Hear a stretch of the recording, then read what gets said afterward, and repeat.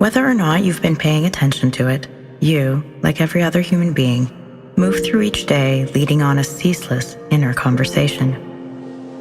You talk to yourself about what is happening and what it means. You relate today's events to yesterday's struggles and tomorrow's possibilities. You define your character and decide which roles you'll play with others.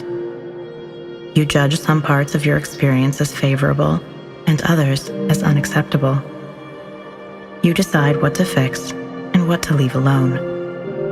You give meaning to each dream, each longing, each discomfort. You formulate ideas about what happens inside other people's heads. Your inner conversation is more than the sum total of thoughts that roll around in your head from day to day. It is the relationship you have with yourself and how that relationship connects you to the rest of existence. It is the lens through which you perceive reality. Thus, it defines the world you think you live in, a place that might be radically different from the real world. How you talk to yourself decides how you feel about yourself and others. It influences the choices you make about big and little things. It determines the actions you consider essential and the ones you consider dangerous, the desires you honor and the ones you repress, the plans you make for days to come, and the lessons you learn from days gone. Your inner conversation decides the quality of each moment in your life. And beyond the quality of each moment, what else is there? What else matters? Despite its value, many of us neglect our inner discourse. We seek the answers to our problems outside ourselves. We buy into the tempting idea that better life circumstances will bring us happiness. How could we not? After all, this message is plastered on our billboards, written into our movie scripts, and woven into our advertisements. Hypnotized by modern-day consumerism, we miss the obvious gaps in such logic. We all know people who seem to have everything but appreciate nothing. And for every imaginable misfortune, we can find examples of people who have blossomed from it. One person loses an arm and falls into alcoholism, shame, and despair.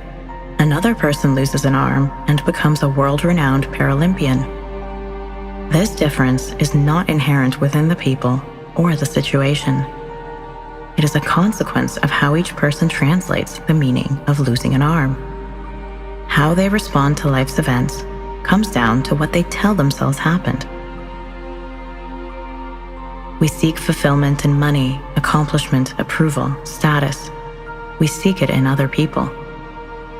One particularly harmful idea carried by our cultural narrative is that you need to find someone who will love you. Imagine if we believed this about any other basic need: food, water, oxygen. If you needed another person to provide you with those, you'd be considered dependent, if not disabled. Yet we so willingly put ourselves into this state with love. If someone else notices our qualities and talents, we think those parts of us must be worthwhile. Our potential floats like an island in the sea, uncharted, unexplored. We long for someone to discover us, admire us, colonize us. But why must it be another person? Why can't you sail that voyage and explore yourself? We tend to believe that once we get the right attitude, the right habits, the right belief systems, everything will be perfect. We place happiness into the hands of some future event, and we use ourselves to reach it. We think we're looking within, but we're still dabbling near the surface, objectifying ourselves and then becoming frustrated when those objects do not bend to our will. Our ideas about what lies within us keep us from open-minded self-exploration. Our unmasked selves do not look as we think they should. So we try our best to keep them out of sight. We hide from others, and we hide from ourselves. We neglect the gold mines of potential within us because we're too busy trying to make ourselves perfect. We overlook our deepest possibilities while we search for joy in shallow waters. But no amount of money, accomplishment, or romance will bring you joy until you learn to talk to yourself about joy, or until you stop talking yourself out of it. To journey into your inner conversation, you must go deeper than you have ever gone before.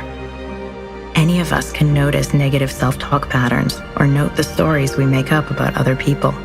But changing these patterns is possible only for those who see the whole picture. The inner conversation is like a forest. You might read a book about gathering tree sap or avoiding poisonous snakes, and that might be helpful. But when you get out there, the wilderness will not contort itself to match your knowledge about it. It will be as it is. Therefore, you must do the contorting. Here we meet self-awareness. When I use this term, I am referring to the practice of trying to observe yourself as you are, and not just how you imagine yourself to be. If you do not call this self-awareness, that is all right. And if this is not how you define self-awareness, that is all right too. You are entitled to your definitions. I'm not here to change them. I'm here to communicate something to you. You can embrace my definitions without surrendering yours. Words, after all, have no inherent meaning. Awareness is a process of seeking truth. The inner conversation is the place we're going to explore. A truth seeker needs both, to know how to look and where to look. Without self-awareness, you can only go so deep into your inner conversation. You can only hear so much. You can only change so much. A person who doesn't understand flowers might tug on them to make them grow. A person who doesn't speak the language of some place might misread the local sentiments and intentions. Yet you are already such a flower, and your inner locals, your emotions, your body, your thoughts, are already speaking to you. If you don't learn the language of your experience, then how can you understand yourself? How can you help yourself? Everything you need for our adventure is already within you. Look within, not with an agenda, but with curiosity. Look with love. Think of how you do this to others. When you love people, you are curious about who they are, what they think, and how they feel. You watch them closely, wondering about their experience and what you can do to make it more enjoyable. You feel compassion for their pain and seek to make it more bearable. You are eager to learn the unique language of their existence. You want to understand them, inspire them, heal them. What if you could look at yourself this way? The curiosity with which you ponder the people you love assumes that they're worth exploring.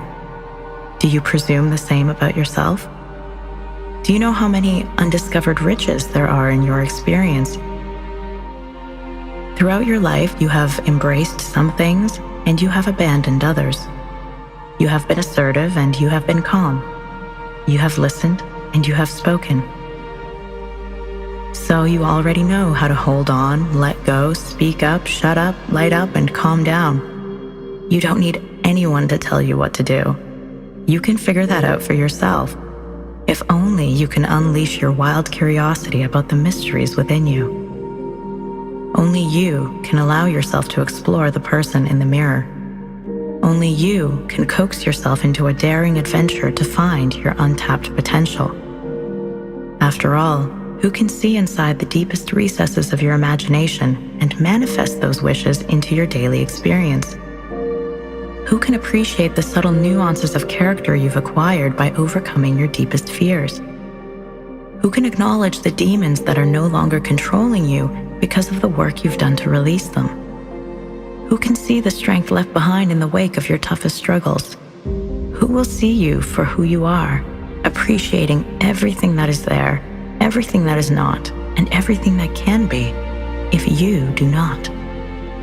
Who else can? Your inner conversation is bursting with information.